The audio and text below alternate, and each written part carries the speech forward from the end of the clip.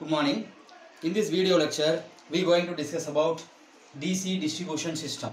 This DC distribution system belongs to the regulation 2017, Anna University, second year EEE, transmission distribution, unit number 5. This session we elaborately discuss about what are the needs of DC distribution system and what are the types available for DC distribution system.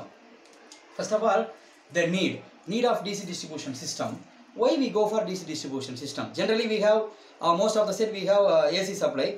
Then why we have to study the DC distribution system concept? Because some particular application DC distribution systems are essential. For example, the DC distribution system is mainly used for DC drives in industries where the DC machines are involved. Then we have some electrochemical applications like batteries. Nowadays we have inverter in so many places. So the electrochemical application we need some DC supply. Then electric section, especially for railways. In these places we need DC distribution system. For that purpose we have to convert the AC supply into DC supply, and it is necessary to give the supply via DC. So that we have to study about how we handle the DC distribution system, how the power can delivered by the DC distribution system. We can see one by one elaborately. Before we are going to discuss about that, we have to discuss about the types of DC distribution. We have four important types of DC distribution. That is the distributor fed at one end, distributor fed at both ends, then distributor fed at center, then ring distributor. Then we can discuss about each and every one is elaborately.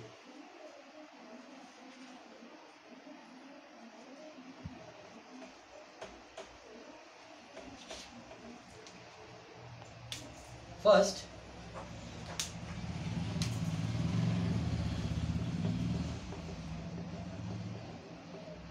distributor fed at one end. In distributor fed at one end, as the name implies, the power supply feeding point is only one place. That is, the power supply is given at one end, right? For example, we have a point A, then B, C, then D. We have to tap the loads at different places of the feeder.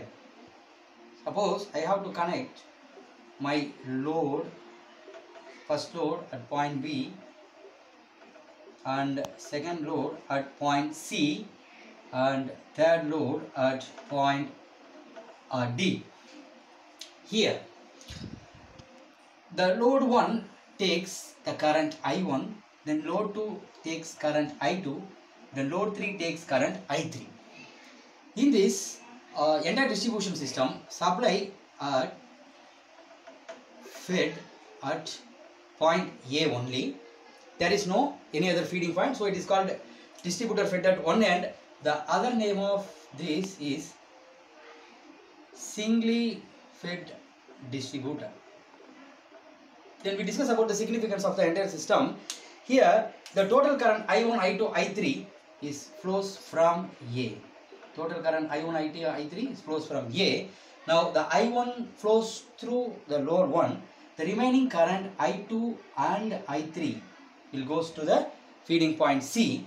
Then I2 will goes through the load number 2. The remaining current I3 only fed to the load number 3. Here we have all the currents. Here the I1 can leave here, so we have only I2 and I3. I2 can leave here, so only we have I3 at the end. What are the significance of the system?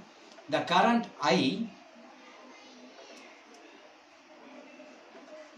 goes on decreasing because the current at the section AB is maximum, then BC is maximum, then CD.